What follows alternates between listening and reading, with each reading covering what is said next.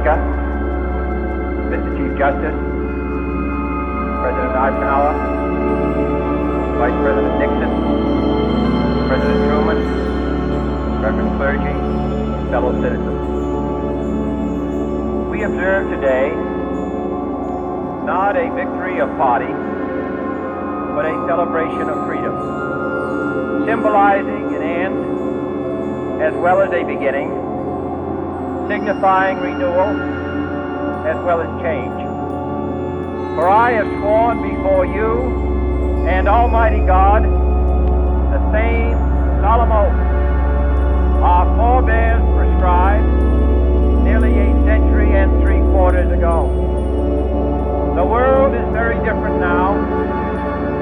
For man holds in his mortal hand the power to abolish all forms of human poverty and all forms of human life. And yet the same revolutionary beliefs for which our forebears fought are still at issue around the globe. The belief that the rights of man come not from the generosity of the state, but from the hand of God. We dare not forget today that we are the heirs of that first revolution.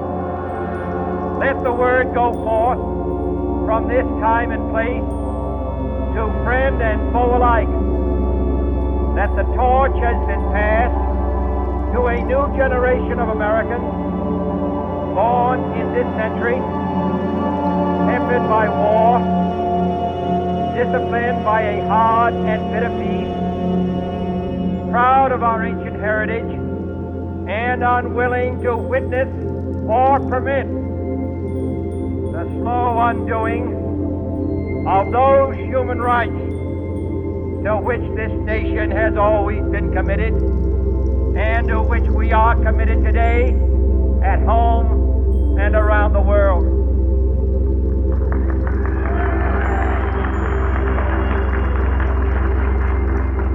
Let every nation know, whether it wishes us well or ill, that we shall pay any price, bear any burden, meet any hardship, support any friend, oppose any foe to assure the survival and the success of liberty.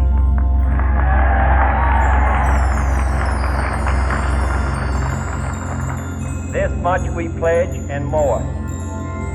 To those old allies whose cultural and spiritual origins we share, we pledge the loyalty of faithful friends. United, there is little we cannot do in a host of cooperative ventures. Divided, there is little we can do, for we dare not meet a powerful challenge at odds and split asunder.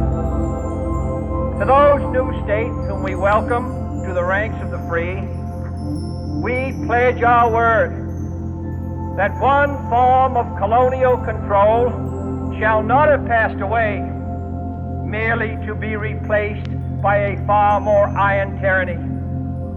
We shall not always expect to find them supporting our view, but we shall always hope to find them strongly supporting their own freedom, and to remember that in the past, those who foolishly sought power by riding the back of the tiger ended up inside.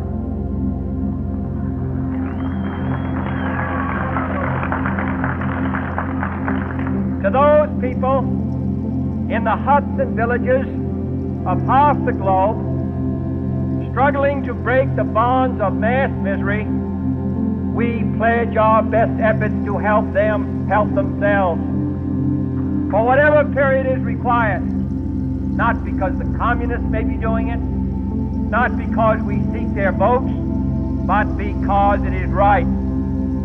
If a free society cannot help the many who are poor, it cannot save the few who are rich.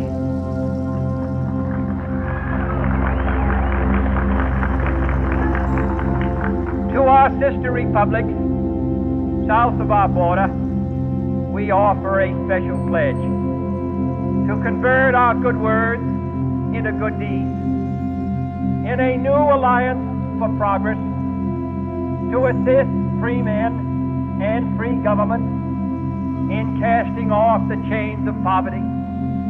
But this peaceful revolution of hope cannot become the prey of hostile powers.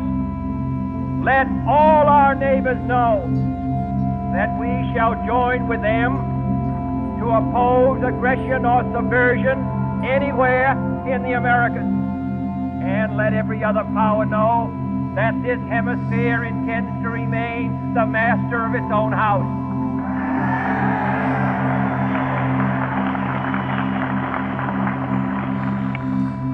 To that World Assembly of Sovereign States, the United Nations, our last best hope, in an age where the instruments of war have far outpaced the instruments of peace, we renew our pledge of support to prevent it from becoming merely a forum for invective, to strengthen its shield of the new and the weak, and to enlarge the area in which its writ may run. Finally, to those nations who would make themselves our adversary, we offer not a pledge, but a request that both sides begin anew the quest for peace. Before the dark powers of destruction, unleashed by science, engulf all humanity in planned or accidental self-destruction. We dare not tempt them with weakness, for only when our arms are sufficient beyond doubt can we be certain beyond doubt that they will never be employed. But neither can two great and powerful groups of nations take comfort from our present course, both sides overburdened by the cost of modern weapons, both rightly alarmed by the steady spread of the deadly atom, yet both racing to alter that uncertain balance of terror that stays the hand of mankind's final war. So let us begin anew, remembering on both sides that civility is not a sign of weakness, and sincerity is always subject to proof. Let us never negotiate out of fear, but let us never fear to negotiate.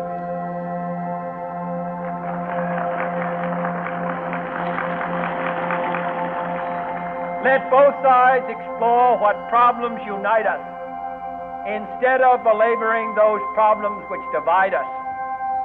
Let both sides, for the first time, formulate serious and precise proposals for the inspection and control of arms, and bring the absolute power to destroy other nations under the absolute control of all nations.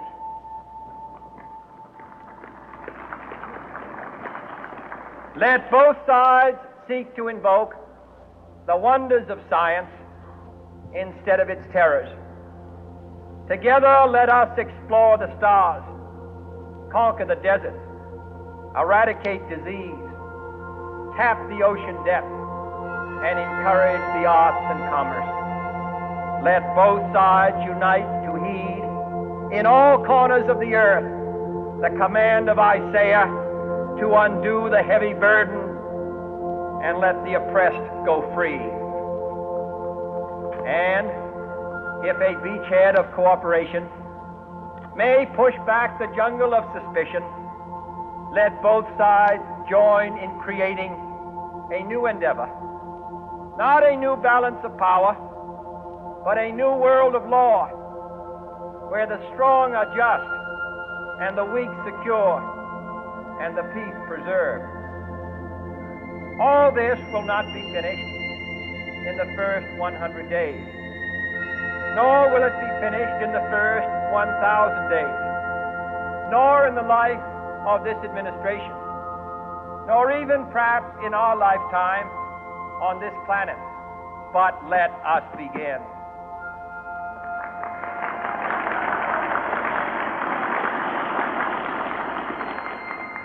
In your hands, my fellow citizens, more than mine, will rest the final success or failure of our course. Since this country was founded, each generation of Americans has been summoned to give testimony to its national loyalty. The graves of young Americans who answered the call to service surround the globe. Now the trumpet summons us again, not as a call to bear arms, though arms we need, not as a call to battle, though in battle we are, but a call to bear the burden of a long twilight struggle, year in and year out, rejoicing in hope, patient in tribulation, a struggle against the common enemies of man, tyranny, poverty, disease, and war itself. Can we forge against these enemies a grand and global alliance, north and south, east and west, that can assure a more fruitful life for all mankind? Will you join in that historic effort?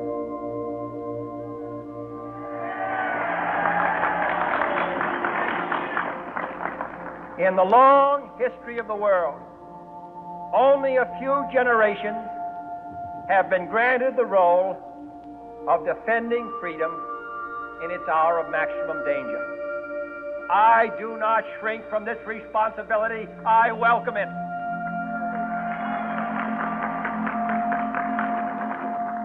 I do not believe that any of us would exchange places with any other people or any other generation. The energy, the faith, the devotion which we bring to this endeavor will light our country and all who serve it. And the glow from that fire can truly light the world. And so, my fellow Americans, ask not what your country can do for you, ask what you can do for your country.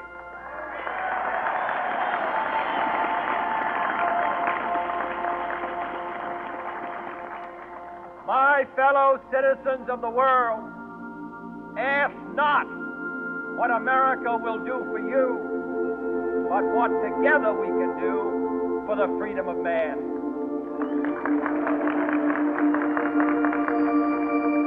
Finally, whether you are citizens of America or citizens of the world, ask of us here the same high standards of strength and sacrifice which we ask of you.